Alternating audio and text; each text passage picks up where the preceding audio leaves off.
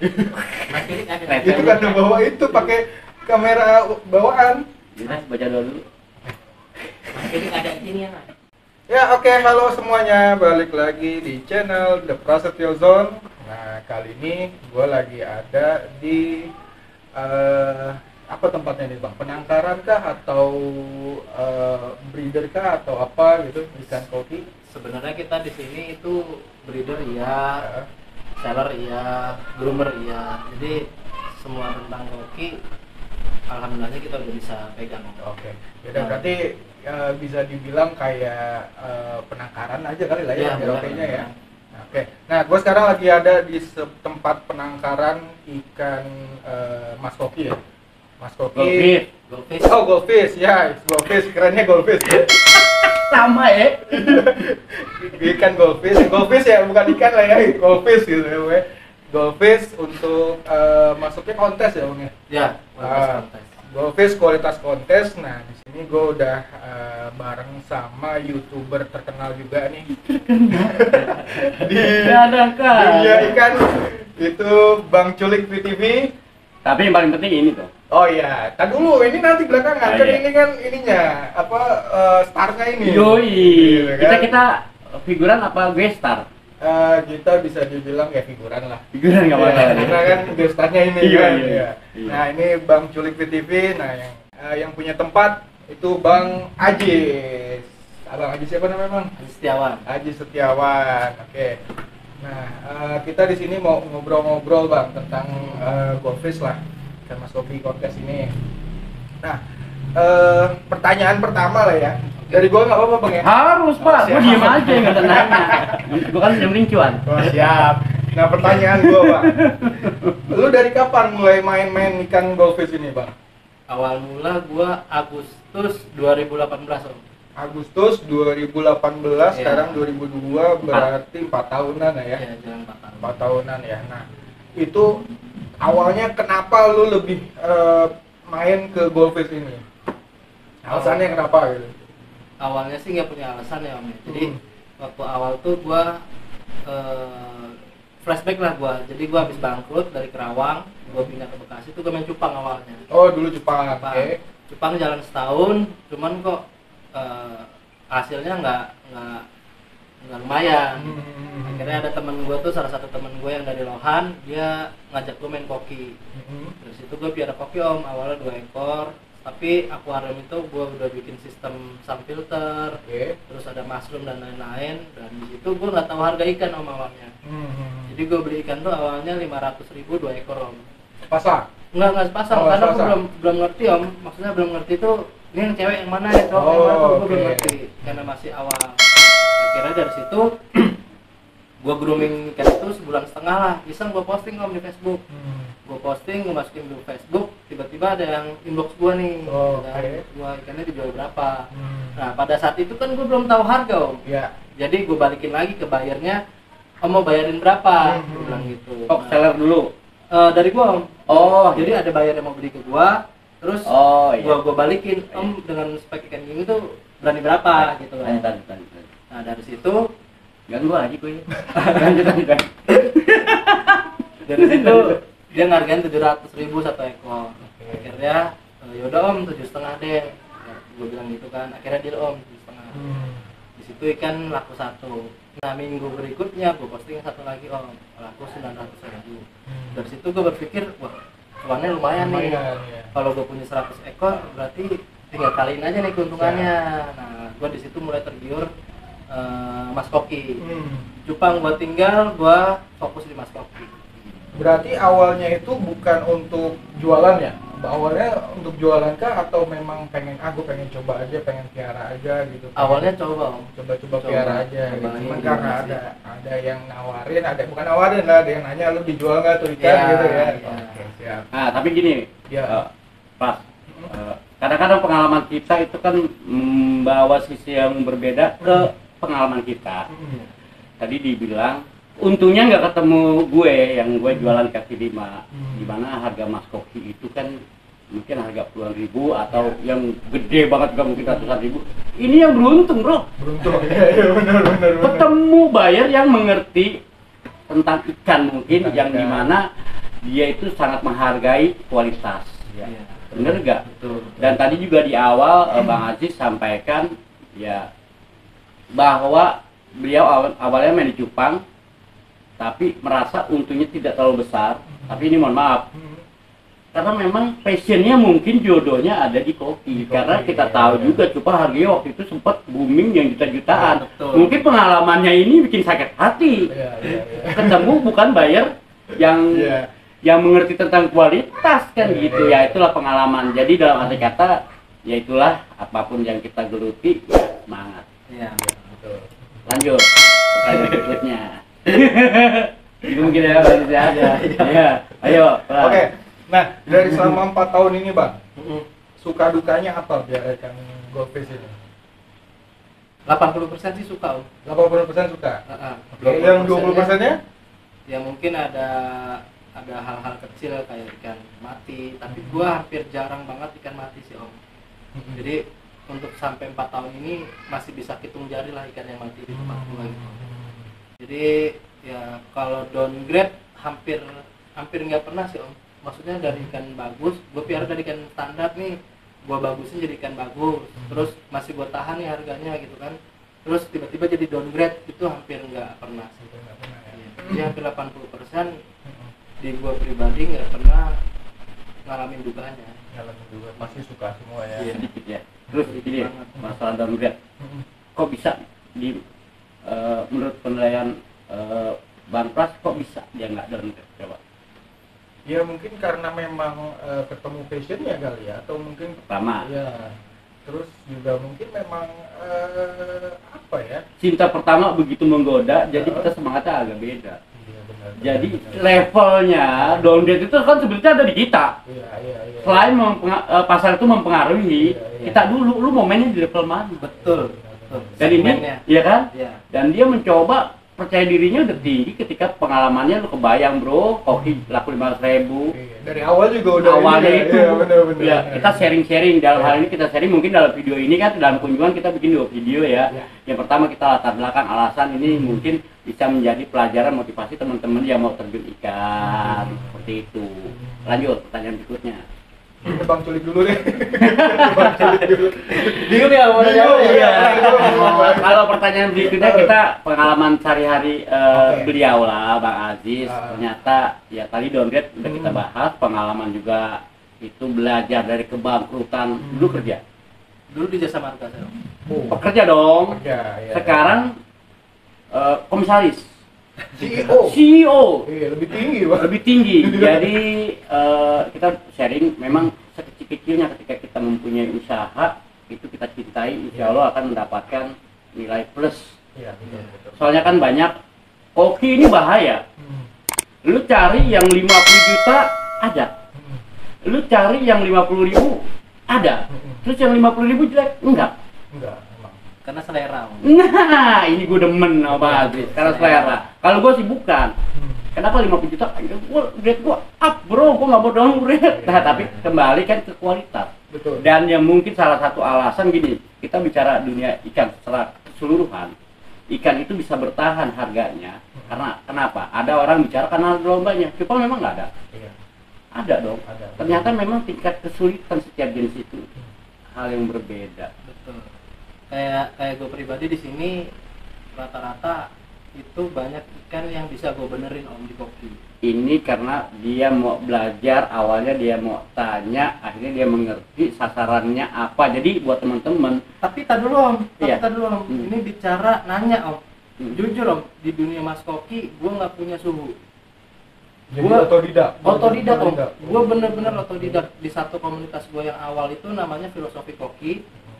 Gue awalnya berdiri di situ, Iya. teman-teman gue support gue, dan gue banyak belajar di situ. Dan dari ikan, jatuhnya ikan fancy lah ya, Om. Ikan yang nggak bisa kontes atau di kontes itu nggak dapat juara. Terus ikan itu kok gue ngeliat prospeknya bagus gitu kan. Akhirnya kok ada minusnya nih, ikan ini ada minusnya itu gue benerin sampai nggak ketemu minus, dan itu dikontesin akhirnya bisa juara 1, Om. Gitu. Jadi gue bener-bener belajar sendiri tanpa ada yang ngajarin gue untuk ngebenerin ikan. Yang gue mau pelajari dari Bang Aziz sih gimana ceritanya, awalnya kita beli, ketemu buyer, terus dia mau belajar, mau beli yang 500.000 itu gue perlu aja. Mungkin yang tadi yang Om bilang segmen. Jadi pada saat gue beli 500.000 2 ekor itu segmennya ikan fancy tapi yang arahnya ke yang mewah Om. Jadi ketika buyer ngeliat ikan itu ya tetap mewah itu, mewahnya tetap ada ya. Jadi awalnya 500.000 2 itu memang harganya udah menengah ke atas. Menengah ke atas sudah oke. Walaupun bukan ikan kontes loh. Walaupun bukan ikan kontes, tapi ya mungkin yang grade-nya kan ikan kontes kan ada grade-grade-nya, maksudnya kualitasnya kan, grade A, B, C, speknya kan, ya mungkin itu yang B plus lah. Atau A tapi belum istimewa gitu ya. Tinggal dipoles sedikit bakal menuju ke A gitu ya. Mungkin kalau dulu gua udah tahu cara bener ikan itu bisa jadi ikan show. Tapi karena gua awal saat itu. Iya, karena gua awal gua belum bisa benerin ikan, ya udah jadi fancy mewah aja gitu. Ini menarik lagi. Ini gue nanya ya. Ya, siap lanjut. Ini menarik. Ini kita kembali kepada sisi bisnis dan sisi ekonomi. Karena itu menjadi salah satu alasan Bang Aziz ini kan ada di Sekarang seperti sekarang. Iya, seperti sekarang. Harga koki termahal yang pernah dijual di sini. Nah, tuh ya. 40.000. 40 juta. Ya. 1 juta. Kurang ajar manusia ini jual koki 40 juta. Betapa kurang ajarnya Bang Aziz. Kenapa? Ternyata selama ini ya mesti gua upgrade juga pengalaman, pengetahuan, kualitas. Gua nanti hunting ikan kita di Jatinegara, kita belajar kualitas ikan grade A seperti apa. Mungkin kan ada aja yang lolos. Kita beli 40.000 jadi 40 juta. Siapa tahu ya. Tapi itu modalnya dari mahal di dalam. Tapi bagaimana itu ceritanya bisa 40 juta? Jadi itu salah satu ikan yang gua suka, tuh Bang Aziz. Gimana? Dari itu ikannya size-nya jumbo. Jadi udah 17 cm. Dari awal gua suka ikan itu. Gitu. Cuman dulu sortir awal dari baby itu sortirnya bareng gua. Oh iya. Jadi karena ini salah satu buyer yang supply indukan ke si peternak, jadi ikan bagusnya ke dia. Gua dapat ikan yang standar. Tapi ikan yang standar itu ada 2 ikan yang bisa gue bikin juara, dan di dia pun ada 2 ikan yang bisa bikin dia juara. Nah itu bertumbuh sampai size jumbo. Di size jumbo tuh gue udah suka banget sama ikan. Gue tawar-tawar nggak dikasih. Nah suatu ketika gue lagi mau berangkat ke Tulung Agung, WA gue dia, Bor, lo masih minat ikan gue, kata dia. Masih Om, emang mau jual berapa? 15 deh, kata dia. Juta? 15 juta awalnya. Oh lu kurang ajar juga, udah berani beli 15 juta, kurang ajar juga ya. Lanjut. Luar biasa. Terus gue nego Om. Kalau ceban sih gue ambil. Negonya 10 juta bro. Akhirnya deal-dealnya di angka 12 Om. 12 gue pulang, di sini sekitar 2 bulanan. Tiba-tiba anaknya Yusuf Hamka, kenal Om? Insya Allah saya minta dikenalin. Anaknya Yusuf Hamka itu panggilannya Ical. Dia datang terus ngeliat ikan itu gede Om, udah super jumbo dalam waktu 2 bulan gitu. Dalam gedenya itu dia suka tuh orang tuh ya. Iya. Nah awal mulanya itu gue bukanya tuh 50 Om. Wah, kurang ajar banget. Dari harga 12. Ya, ini dari harga 12 tadi betul kan? Iya, nego hasil nego. Iya, 12. Jadi 12 kan bentuk kan? Iya, jadi 12 hasil nego. Ditawarin awalnya dia negonya di 32 Om. Bukannya nego, kok dia berani buka harga 50 itu kan ngeri. Nah, itu dia. Upgrade Pak, bukan downgrade, sorry. Banget. Bukan kaleng-kaleng Pak. Jadi gini Om, yang gua lihat satu spek ikan. Spek ikan udah oke, ikan udah sering juara. Yang kedua, buyer yang mau beli ke gua Om. Gitu loh. Jadi kualitas buyer yang mau beli ke gua itu salah satu konglomerat yang ada di Indo. Iya. Biar paham Kak. Iya. Siapa yang karena beliau keluarganya brother. Oke. Terus dan gitu akhirnya nego kena di 40. Ya udah gua lepas dong 40 itu. Dan sampai detik di tangan dia ikan nggak pernah dikontesin Om. Sampai sekarang masih ada?